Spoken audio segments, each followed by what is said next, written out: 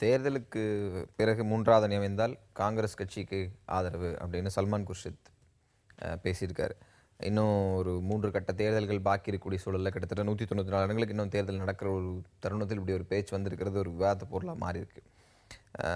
இப்படி சல்மான் குர்ஷித் பேசுவது காங்கிரஸ் கட்சியினுடைய தோல்வி பயத்தின் காரணமாக அப்படின்னு ஏன் எடுத்துக்கூடாது? இல்லை தோல்வி பயத்தினால கூறப்படுவதில்லை. பல பாசிபிலிட்டிஸ் ஒரு பத்திரிகையாளர்கிட்ட மனம் திறந்து பேசுகிறப்போ ஒன்று நீங்கள் புரிஞ்சுக்கணும். 91, அப்புறம் 96, 98, 99, 2004, 2009 எல்லாத்துலேயும் காங்கிரஸுக்கு முழு பெரும்பான்மை இல்லை. ஆக இது ஒரு யதார்த்த நிலை. இந்த நிலையில் இப்படி ஒரு கருத்து அவர் தவிர்த்திருக்கலாம். பட் அந்த கருத்தை கூர்னதில் எந்த தவறும் கிடையாது. இது மாதிரி ஒரு வாய்ப்பு ஏற்பட்டால் அதற்கு மூன்றாவது அணி ஆட்சியோடு அவர்களோடு சேர்ந்து ஆட்சி அமைக்க ஒரு வாய்ப்பு இருந்தால் அதையும் நாங்கள் பரிசீலிப்போம்னு சொல்கிறார். அதில் ஒன்றும் பெரிய தவறு இருப்பதாக நான் நினைக்கிறேன். ஒருவேளை சல்மான் குர்ஷித்தோட இந்த ஆரோடம் பலனளிக்கும் பட்சத்தில் அது பாரதிய ஜனதா கட்சிக்கு எந்த அளவுக்கு ஒரு நெருக்கடி ஏற்படுத்தும்? ஒரு நெருக்கடியும் வராது சார். நீங்கள் கேட்டது சரியான கேள்வி. தோல்வி பயம் அப்போ அதெல்லாம் இல்லை அப்படின்னு சொல்கிறார். இல்லைன்னு சொல்லும்பொழுது நாங்கள் ஆட்சிக்கு வருவோம்னு தெரியும். நாங்கள் சொல்கிறோம்ல, பிஜேபி என்ன சொல்கிறோம், நாங்கள் 272 பேர் மெஜாரிட்டி வருவோம் நாங்கள் சொல்கிறோம். அந்த நம்பிக்கைக்கு பேச்சு கூட நீங்கள் சொல்ல மாட்டேங்கிறீங்களே. நாங்கள் மூன்றாவது அணைப்புக்கு முயற்சி பண்ணுவோம், முயற்சி செய்வீங்கன்னு சொன்னால் என்ன அர்த்தம்? உங்களுக்கு தோல்வி பயம் தான் அது. இன்றைக்கு தோல்வி பயத்தினுடைய வெளிப்பாடு ராகுல் காந்தி இல்லை, தோல்வி பயத்தினுடைய வெளிப்பாடு கடந்த 2-3 நாட்களாக நன்றாக தெரிகிறது. ஒன்று அது நேச்சுரல். வாரணாசியை பார்த்தவொடனே அவங்களுக்கு தோல்வி பயம் வருகிறது என்பது ஒரு இயற்கையான ஸ்டேட் மேனேஜ்மென்ட். நீங்க இந்த நாட்டுல பிரதமருக்கு 350 பேர் இருந்து பார்த்த இது இந்த நாட்டுல இது வரைக்கும் பார்த்ததே இல்லை.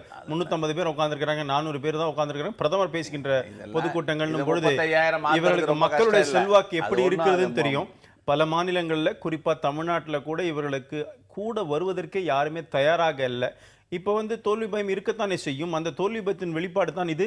அப்படி தோல்வி பயம் இல்லை, நாங்க வெற்றி பெறுவோம்னா நாங்க வெற்றி பெறுவோம், எங்களுடைய இது ராகுல் காந்தி தான் பிரதமர் சொல்லிட்டு போங்களேன், அது உங்களால சொல்ல முடியல. நேற்று இந்து பத்திரிகையில மிக நம்பிக்கையோடு சொல்றாரு, அப்படி ஒரு பொறுப்பு வழங்கப்பட்டால் அதை நான் ஏற்றுக்கொள்வேன் என்று உறுதியாக சொல்றார். இன்னொன்று, நீங்க இன்றைக்கு நிலைமை பார்த்தீங்கன்னா பாஜக நரேந்திர மோடி வருகிற வாய்ப்பு நாளுக்கு நாள் குறைந்து வருகிறது. இப்போ மம்தா பானர்ஜி நேற்று சொன்னாங்க, நரேந்திர மோடியை தேர்தலுக்கு பிறகு ஆதரிக்க மாட்டோம். அதே போல பிஜு ஜனதா தளம், அப்புறம் மாயாவதி, முலாயம் சிங் எல்லாரும் ஒன்று சேர்ந்து நரேந்திர மோடி பாஜக ஆட்சியை தடுக்கிறதுல கடுமையான முயற்சி எடுப்பதற்கு 16ஆம் தேதி பிறகு எழுதி வச்சுக்கோங்க, பாஜக ஆட்சி நிச்சயம் அமையாது. இது போன்ற கட்சிகள் பாஜகவை ஆதரிக்காத வெளிப்படையா அறிவிச்சுட்டாங்க. அது ஒரு புறத்துல வைத்திடலாம். பாஜகவை ஆதரிக்க மாட்டார்கள் என்பதற்காக அவர்கள் காங்கிரஸை ஆதரிப்பார்கள் எந்த நம்பிக்கை இல்ல ஆல்டர்னேட், அதாவது பாஜகவுக்கு ஒரு மாற்றின் போது அது காங்கிரஸ் இல்லாம முடியாது. ஏன் பாஜகவுக்கான மாற்றாக இந்த மூன்றாவது அணியிலுடைய கட்சிகளை சேரலாமே? இல்ல அந்த எண்ணிக்கை காங்கிரஸ் சேர்ந்தாதான் பெரும்பான்மை கிடைக்கும். காங்கிரஸ் ஒரு சிங்கிள் லார்ஜஸ்ட் பார்ட்டியாக வரலாம். வரும்பொழுது இவர்களையும் சேர்த்து ஆட்சி அமைக்கக்கூடிய ஒரு வாய்ப்பு ஏற்படும். சரி, காங்கிரஸ் வருகிறது வரல அப்படிங்கறத தாண்டி இது போன்ற கட்சிகளை ஒருங்கிணைத்து செல்லக்கூடிய அந்த கேப்பபிலிட்டி காங்கிரஸுக்கு இருக்கு, பாரதிய ஜனதாவுக்கு இல்லைன்னு ஒரு விமர்சனம் இருக்கு. துரதிருஷ்டவசமாக காங்கிரஸுடைய மனோநிலை பாருங்க, மக்கள் ஓட்டு போடுவாங்க, நாங்க மெஜாரிட்டியா வரும், அதனால ஆட்சிக்கு வருவோம்லாம் சொல்லவே முடியல. இவர் மம்தா பானர்ஜி ஆதரிக்கலாம், அவங்களாம் எங்களை வேற வழி இல்லாமல் ஆதரிக்கணும்னு பேசிட்டு இருக்கிறேன். நான் என்ன சொல்றேங்க, மம்தா பானர்ஜிலாம் 16ஆம் தேதிக்காக வெயிட் பண்ணுவாங்க. இப்பவே எங்களை எதிர்த்து தான் போடுறாங்க. மம்தா பானர்ஜின்னு அலையன்ஸ்ல இருக்கிறாங்க. இப்போ எங்க கூட இருக்கிற அலையன்ஸ் இவங்கெல்லாம் மம்தாவோ இல்லாட்டி நவீன் பட்நாயக்கோ இவங்கெல்லாம் இன்றைக்கு ஆதரித்து விட்டு கூட்டணியில் வைத்து விட்டு வெளியில் வந்து சொன்னாங்களா? நான் என்ன சொல்றேன், அதே உங்களையும் அதே தான் எதிர்க்குது. உங்களை யார் எதிர்க்கல சொல்லுங்க பார்ப்போம். எல்லாரும் உங்களையும் தான் எதிர்த்திருக்காங்க. உங்களுடைய கூட்டணி கட்சிகள்லாம் நீங்கள் இருந்தீங்களே, இப்போ எங்க இருக்கு திராவிட முன்னேற்ற கழகம்? எங்க இருக்கு உங்களோட? இல்லையே. இதனால உங்களுக்கு இதே பிரச்சனை. ஆனா பிஜேபி இன்றைக்கு அந்த செல்வாக்கு இன்றைக்கு பல பத்திரிகைகளுடைய கருத்து கணிப்பு, அப்கோர்ஸ் கருத்து கணிப்பை நம்ம முழுமையாக ஏற்றுக்கொள்ளணும்னு அவசியம் இல்லை. ஆனால் ஒரு கருத்து கணிப்பு கூட உங்களுக்கு சாதகமா வந்ததாவே தெரியல. இன்னொன்னு, நீங்கள் உங்களுடைய செல்வாக்கை நம்புவதை விட இப்ப மம்தா பானர்ஜியும் நவீன் பட்நாயக்கும் இந்த மாயாவதி நம்பி கொண்டிருக்கிறீர்கள். அதுவே தெரியுது உங்களுடைய செல்வாக்கு எந்த மாதிரி இருக்குது, இந்த நாட்டு மக்கள் மத்தியில இருக்கு தெரியுது. போஸ்ட் போல்ல பாரதிய ஜனதா கட்சிக்கு இந்த கட்சியோட ஆதரவு தேவையே இருக்காது அப்படின்னு உங்களால சொல்ல முடியும்? கண்டிப்பா சொல்றோம். பாரதிய ஜனதா கட்சி தனி பெரும்பான்மை வரும். நாங்கள் இப்பொழுது இருக்கிற ப்ரீபோல் அலைன்ஸை வைத்துக்கொண்டு நிச்சயமாக ஆட்சி அமைப்போம். நான் எங்களால உறுதிட்டு சொல்ல முடியும்.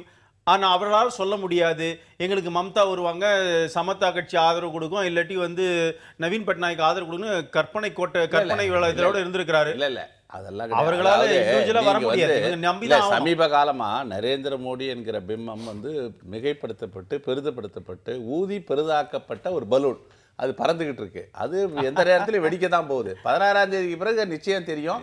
ஒண்ணு. ரெண்டாவது வந்துங்க, இப்போ இந்த நாட்டில் வந்து பார்த்தீங்கன்னா இன்றைக்கி மதவாத பாஜகவுக்கு எதிராக அனைத்து கட்சிகளும் ஓரணியில் திரளக்கூடிய ஒரு சூழல் இன்றைக்கு உருவாகி வருகிறது.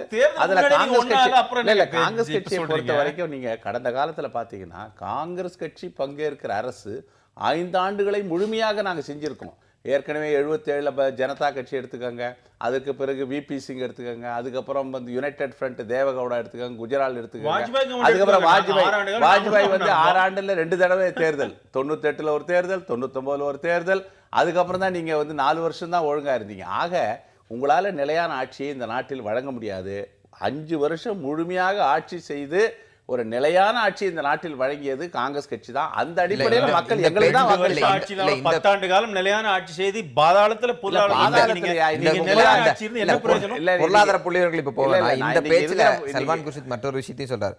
கடவுள் அலையே காங்கிரஸ் கட்சியை வீழ்த்த முடியாத நிலையில் மோடியின் அலையால் காங்கிரஸ் கட்சி எப்படி வீழும் அப்படின்னு சொல்லி ராமர் கோவிலை பாஜக பிரச்சாரமாக முன்வைக்கிறது அது அவர்களுக்கு பலனளிக்காது அப்படின்னு சொல்றாரு. இதை நீங்க எப்படி பாக்குறீங்க? இல்லைங்க, இப்போ அவங்க வந்து என்ன விரக்தியின் வெளிப்பாடு தான் இந்த மாதிரி பேட்டிகளெல்லாம் நான் பார்க்க முடியுது.